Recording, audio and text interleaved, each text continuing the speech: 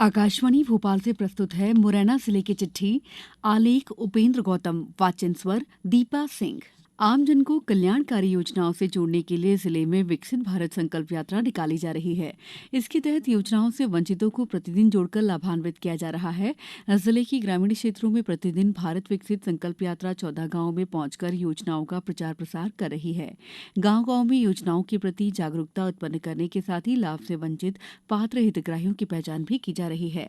जिला प्रशासन द्वारा आंचलिक कृषि अनुसंधान केंद्र में 15 विभागों की प्रदर्शनी लगाई गई, जिसमें सभी विभागों ने अपनी अपनी योजनाओं के बारे में लोगों को विस्तार से बताया। कार्यक्रम का प्रारंभ पूर्व केंद्रीय कृषि मंत्री नरेंद्र सिंह तोमर ने किया। इस अवसर पर प्रभारी कलेक्टर और मुख्य कार्यपालन अधिकारी जिला पंचायत डॉक्टर इच्छित गढ़पाले, एडीएम सीवी प्रसाद, डिप्टी कलेक्टर वंदना जैन सहित सभी विभागों के जिलाधिकारी कर्मचारी उपस्थित थे। पंडित दीनदयाल उपाध्याय के सिद्धांतों को साकार करने के लिए नगर पालिक निगम मुरैना द्वारा दीनदयाल चलित रसोई को आरंभ किया गया है। विकसित भारत संकल्प यात्रा के नगरीय क्षेत्र मुरैना में आरंभ होने के दौरान सस्ते भोजन की योजना को मूर्त रूप दिया गया है। इस वाहन को पूर्व मंत्री गिरिराज दंडोतिया सहित जनप्रतिनिधिगण और निगम अधिकारियों ने हरी झंडी दिखाकर रवाना किया। विश्व संगीत के 99वें तानसेन समारोह में प्रख्यात कलाकारों द्वारा मीठे सुरों की बारिश कर रसिकों के कानों में बिसरी घोल दी। मुरैना जिले के विश्वविख्यात पुरातत्व स्थल बटेश्वरा पर तानसेन समारोह की प्रातःकालीन सभा का आयोजन हुआ। कोहरे के कारण देर सुबह आरंभ हुई ये सभा दोपहर तक चलती रही। इसमें एकता जैन ने मीरा के भजन, आचार्य दिव्येश गोस्वामी ने पखावज और पंडित राजेंद्र प्रसन्न ने बांसुरी वादन की प्रस्तुति दी। विलुप्त प्राय भारतीय जलीय जीव घड़ियाल के संरक्षण और संवर्धन के तहत राष्ट्रीय चंबल घड़ियाल अभयारण्य में 84 घड़ियाल छोड़ने के निर्धारित लक्ष्य में से अभी तक 52 घड़ियाल छोड़े जा चुके हैं।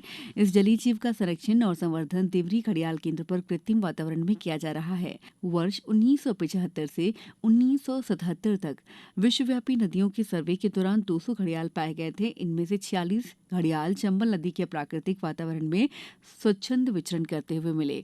भारत सरकार के वन और पर्यावरण मंत्रालय द्वारा चंबल नदी के 435 किलोमीटर क्षेत्र को राष्ट्रीय चंबल घड़ियाल अभयारण्य वर्ष 1980 में घोषित किया गया था। तभी से देवरी घड़ियाल केंद्र पर कृत्रिम वातावरण में नदी से प्रतिवर्ष 200 अंडे लाकर लालन पालन किया जाता है। नववर्ष के अवसर पर लोगों ने मंदिरों में दर्शन किए और मित्रों शुभचिंतकों को बधाई दी। दिन भर होटल रेस्टोरेंट में नववर्ष का जश्न मनाया गया। कड़ाके की सर्दी के चलते नववर्ष पर भारी संख्या में लोग मथुरा, वृंदावन, चित्रकूट, केला देवी के दर्शन करने के लिए निकल गए।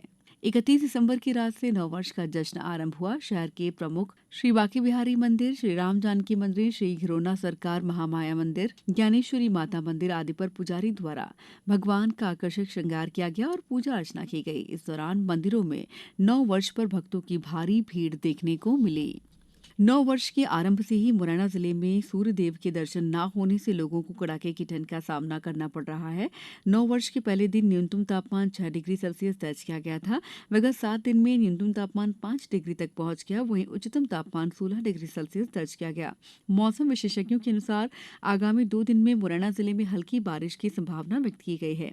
वर्षा होने पर एक बार फिर कड़ाके की सर्दी का सामना हो सकता है। जिले में नवीन औद्योगिक इकाइयों की स्थापना कर बेरोजगारों को रोजगार प्रदान करना सबसे बड़ी प्राथमिकता रहेगी, क्योंकि इस जिले से रोजगार के लिए युवाओं का पलायन होता है। राज्य सरकार में मंत्री बनने के बाद पहली बार गृह जिले के प्रवास पर आए इंदल सिंह कंसाना ने अपनी प्राथमिकताओं से अवगत कराते हुए ये बात कही। श्री कंसाना का भाजपा कार्यकर्ताओं और समर्थकों ने उत्साह के साथ स्वागत किया। नियम विरुद्ध सड़कों पर अनियंत्रित होकर दौड़ रहे वाहनों की जांच कर 248 वाहनों से 5,39,000 रुपए की राशि जुर्माने में वसूल की गई। विगत एक सप्ताह से परिवहन और पुलिस विभाग द्वारा संचालित अभियान में 9 सैकड़ा से अधिक वाहनों की जांच की गई, जिसमें 25 वाहनों को जब्त भी किया गया है। परिवहन विभाग द्वारा जांच प्रक्रिया पूरी कर इन वाहनों के प्रकरण न्यायालय में सौंप दिए जाएंगे, जिससे न्यायालय द्वारा सुनवाई कर कार्रवाई की जाएगी। जांच के दौरान 11 वाहनों को आवागमन के लिए अनुपयोगी पाया गया। इनकी फिटनेस निरस्त की गई है। जिले की चिट्ठी समाप्त हुई।